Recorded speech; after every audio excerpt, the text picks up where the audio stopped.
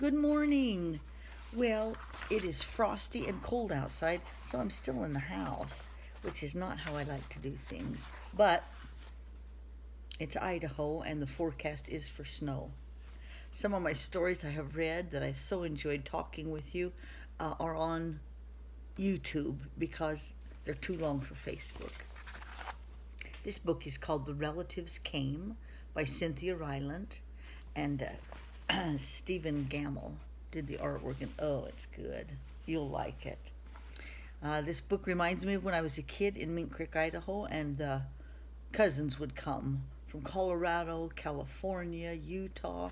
In they would come, and we would meet together, and for days we had the most fun. It was in the summer of the year when the relatives came. They came up from Virginia. They left when their grapes were nearly purple enough to pick, but not quite. Boy, the moon is up, so they can unload that car.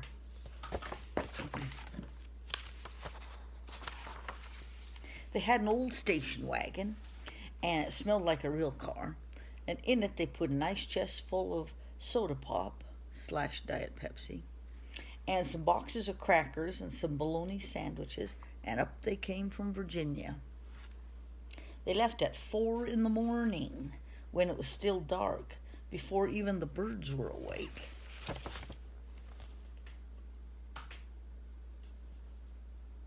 I thought I got up early, but 4 is too early for me. They drove all day long and into the night, and when they traveled along, they looked at the strange houses and the different mountains, and they thought about their almost purple grapes back home.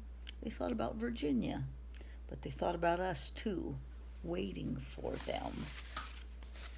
The anticipation of something wonderful happening.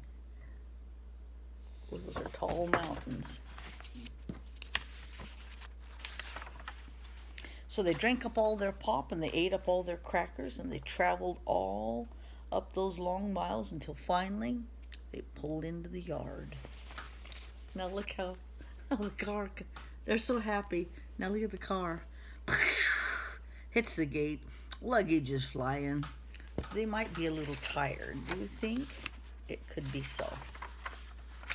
Then it was hugging time. Talk about hugging. Those relatives just passed us all around their car, pulling us against their wrinkled Virginia clothes, crying sometimes, and they hugged us for hours. Solana, wouldn't you have been a hit in that crowd? You're the best hugger I know. Hugging, looking, touching. Look at the two sisters on the horizon running to each other. If I lived far from my sister, I would run to her. Oh, I run to her anyway. Then it was into the house, and so much laughing and shining faces and hugging in the doorways. You'd have to go through at least 4 different hugs to get from the kitchen to the living room. Those relatives. How is it when your grandmother finally gets a hold of you? And after our current situation, boy, are you going to get hugged. Be ready. Finally, after a big supper, 2 or 3 times around until we all got a turn at the table, there was quiet talk. We were in 2s and 3s throughout the house. That's also known as getting to know you again. Look at that spread of food. This man here's my hero. His plate is falling over. He's so hungry. He's used to eating, isn't he?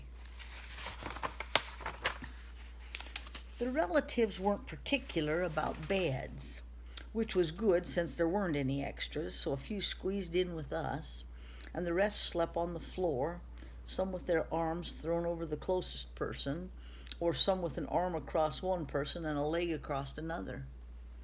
It was different going to sleep with all that new breathing in the house.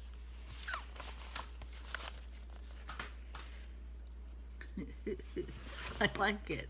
It's like a pile of pups, isn't it? That's terrific. The curtains are open and the windows are open and the breeze is coming in. The relatives stayed for weeks and weeks. They helped us tend the garden. They fixed any broken things that they could find. When they arrived, what got broken? Well, they rammed into the fence. They're getting haircuts, playing games, digging a garden. Isn't that amazing?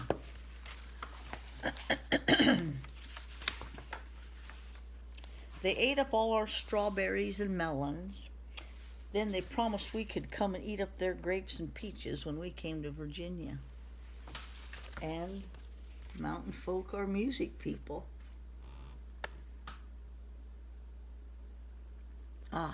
Finally the gate's getting fixed. We lived in the mountains, but we were not, cranes are not musical. Pardon me. But none of us thought about Virginia much. We were so busy, hugging and eating and breathing together. I'd like you to pay attention to this dog in this picture. There's a picture of everybody hugging, and what's the dog doing? He's cleaning up the dishes. What a good dog. Isn't this a fun book? Can you kind of feel like you're there with them? Do you have a big family like that? Finally, after a long time, the relatives loaded up their ice chest. They headed back to Virginia at 4 in the morning. We stood there in our pajamas, waving them off into the dark. We watched the relatives disappear down the road. Then we crawled back into our beds that felt too big and too quiet, and we fell asleep. They are really big on 4 in the morning, and there they go, with less luggage than they came with. You see it flying off? And the relatives drove on all day long and into the night, and while they traveled along, they looked at the strange houses and the different mountains, and they thought about their purple, dark grapes waiting at home in Virginia. But they thought about us too, missing them. Here they go into the night, which will soon be morning. Are you enjoying these pictures? How did your artwork come out yesterday with swimming? And when they were finally home in Virginia, they crawled into their silent, soft beds and dreamed about next summer. They got home and were so tired. And this last page, I won't have to say a word.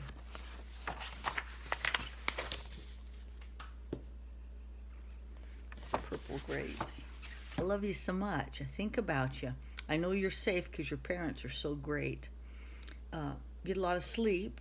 Keep washing those hands, remember. Sing the birthday song. We'll go for 20 seconds. Count it down. Go between your fingers and up the backs like you're a surgeon going into surgery. And I've seen some of your hands. Go ahead and go up the wrist. Have a great day. Get outside when it warms up. Or if it snows, run outside. See you later.